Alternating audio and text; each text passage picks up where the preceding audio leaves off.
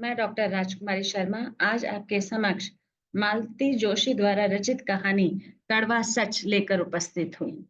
जैसे कि कहानी के शीर्षक से ही पता चलता है कि इसमें व्यक्ति के जीवन में किस तरह से आई स्थिति परिस्थितियों के अनुसार वह कदम तो उठा लेता है, पर जिंदगी भर उसके लिए वह कहीं ना कहीं पछताता हुआ दिखाई देता है। क्योंकि हम समय अनुसार या परिवार के अनुसार जब कोई कदम नहीं उठाते हैं कई बार, तो हमारा निर्णय कभी सकारात्मक होता है तो कभी नकारात्मकता की ओर भी ले जाता हुआ दिखाई दिया है। इसी कहानी के अंतर्गत मालती जोशी ने संबंधों में किस तरह से अनेक प्रकार की दिक्कतें, परेशानी आ जाती हैं जब व्यक्ति अनचाहे रूप में कोई कदम उठाता हुआ दिखाई देता है। अनचाहे रूप में यह तात्पर्य है बिना सोचे समझे। और बिना सोचे समझे हम ऐसी अवस्था में होते हैं जब हमारा दिलो-दिमाग हमसे कुछ भी करवाने की उस रूप में ताकत रखता हुआ दिखाई देता है। हमें सही-गलत नहीं दिखाई देता। तो कहीं न कहीं हम देखते हैं कि मालती जोशी ने इस कहानी के अंतर्गत जो बात कही है, वो बहुत ही सजग रूप से कही है, क्योंकि हम देखते हैं कि जवानी के जोश में या हम प्रेम के आधार पर अपनी क्रिया प्रतिक्रिया तो व्यक्त कर देते हैं, पर उसमें हम अनेक प्रकार की परिस्थितियों के द्वारा फँसते हुए दिखाई देते हैं। जहाँ पर हम ये सोचते हुए अनचाहे रूप में एक तरह से डरते हैं कि जो भी हमने कदम उठाया, वो सही नहीं उठाया। कहानी की शुरुआत में हम देखते हैं कि लेखिका मालती जोशी ने 2 सहेलियों के बीच में वार्तालाप दिखाई दिया है और उस वार्तालाप के अंतर्गत वह कॉलेज की जो स्थिति होती है और जो घर की स्थिति होती है, यानी कि जो आयुगत जो गैप दिखाया गया है, उसके अंतर्गत बताया गया है कि 2 सहेलियाँ किस तरह से कॉलेज जीवन में अपना यापन करती हुई दिखाई देती है और वहाँ पर प्रेम संबंध में फँसती हुई दिखाई देती है, प्रेम संबंध के अंतर्गत अपना जीवन यापन करती हुई दिखाई देती है। तो उसमें दोनों सहेलियों में से एक सहेली रजनी जो नायिका है, वह कहीं न कहीं कवि के रूप में जो पात्र है कोकिल, उससे प्रेम कर बैठती है और प्रेम के आवेश में आकर वह घर-बार छोड़कर उससे शादी करने के लिए आमादा होती हुई दिखाई देती है। जबकि परिवार वाले अनेक प्रकार से समझाने की कोशिश करते हैं और उसके प्रेम को वह स्वीकृति नहीं दे पाते हैं, क्योंकि हम देखते हैं कि जो अंतरजातीय विवाह है, वो कहीं न कहीं हमारे समाज में आज भी स्वीकार्य नहीं होता हुआ दिखाई देता है। ये कहा जाता है कि लड़की अगर अपने ही कुल गोत्र में जाए, तो वह सुख भोगती हुई दिखाई देती है।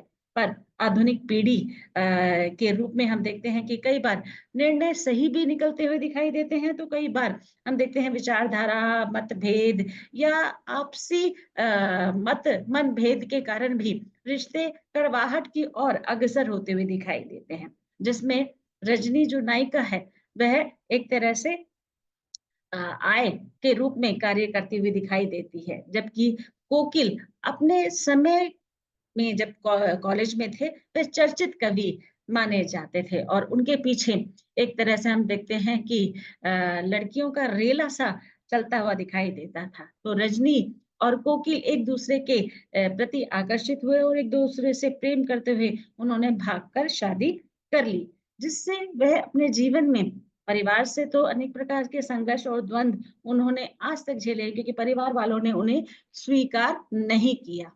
रजनी अपनी सहेली के यहाँ शादी पर जाती है।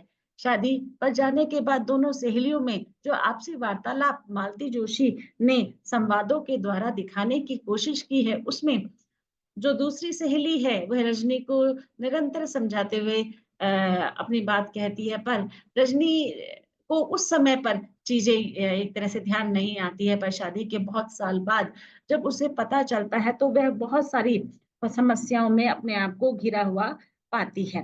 वह कोकिल के साथ उतने मधुर संबंध उसके आज नहीं हैं, जो उस समय में थे।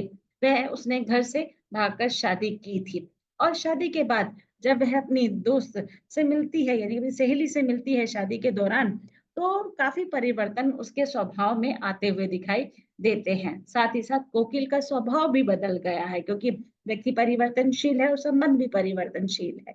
तो समय अनुसार हम देखते हैं परिवर्तन हर किसी के जीवन में आता हुआ दिखाई देता है। कोकिल आज के स्तर पर कुछ नहीं कमाता हुआ दिखाई देता है, जिससे कि परिवार में हम देखते हैं अनेक प्रकार के रोष उत्पन्न होते हुए दिखाई देते हैं। आदमी कमाता खाता ही अच्छा दिखाई देता है, क्योंकि जब कई बार वह घर में रह जाता है या अनेक प्रकार से अनेक चीजों में उसका जो मतभेद उभरता हुआ दिखाई देता है, तो कहीं ना कहीं औरत के मन को अनेक प्रकार से पीड़ा पहुंचती हुई दिखाई देती है। कहानी के माध्यम से यही सब चीज दिखाने की लेखिका ने भरसक कोशिश की है। केवल कोकिल कागज खराब करते हैं, उसमें कुछ लिखते नहीं हैं। जैसे वे चर्चित कवि कॉलेज के टाइम में थे, पर आज वह उस स्थिति से परे दिखाई देते हैं। केवल अपनी व्यंग भरी बातें ही उनके मन में आती ही दिखाई देती है और परिवार में एक तरह से रोष रिक्तता का भाव आता हुआ दिखाई देता है।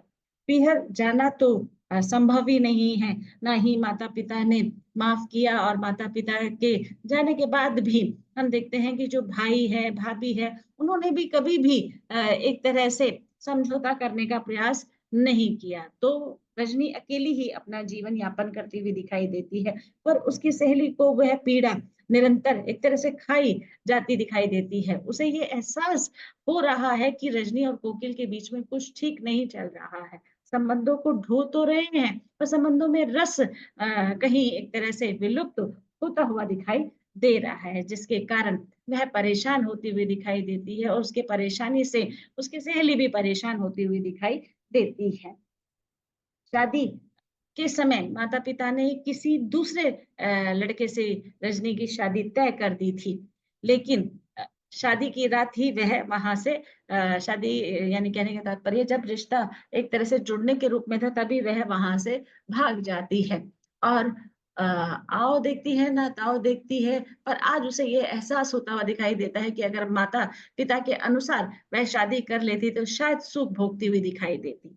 तभी उसकी दोस्त रजनी कहीं न कहीं आक्रोश, व्यंग के धरातल पर अपनी बात कहते हुए दिखाई देती है और कहती है कि शादी के कारण तुम्हारे जीवन में अब मोह भंग हो रहा है, पर अगर तुम अपने माता-पिता के कहे अनुसार शादी कर लेती, तो शायद प्रेम भंग होने के कारण तुम जीवन भर अपने आप को कोसती हुई दिखाई देती। तो अनेक प्रकार के संघर्ष और द्वंद के कारण रजनी अपना जीवन यापन करती हुई दिखाई देती है। एक लड़की पिंकी है और जिसके कारण वह थोड़ा-सा परेशान रहती हुई दिखाई देती है, पर अपनी आय से वह गुज़ारा अच्छे से कर लेती है। यहाँ पर लेखिका ने बहुत सारे मुद्दों को उठाने का प्रयास किया है, यानी कि बहुत सारी समस्या यहाँ पर दिखाई दी है कि किस तरह से प्रेम के आवेश में आकर कई बार हम अनचाहे निर्णय ले लेते हैं और कई बार परिवार उससे सहमत होते हुए नहीं दिखाई देता, जिसके कारण जीवन भर हम देखते हैं कि हम अनेक प्रकार के संघर्षों और द्वंद्वों से अपने आप को पीड़ित दिखाई देते हैं। कहीं न कहीं रजनी के मन में भी यही जो भाव है आता हुआ दिखाई देता है और वह इस कड़वे सच को एक तरह से अपनाती या स्वीकारती हुई नहीं दिखाई देती है। धन्यवाद। अगर किसी के किसी भी तरह के कोई प्रश्न कहानी से संबंधित हैं, तो प्लीज़ आप कमेंट बॉक्स पर जाकर अपने प्रश्नों को वहाँ पर लिख कर भेजिए, मैं उसका उत्तर देने का प्रयास करूँगी। धन्यवाद।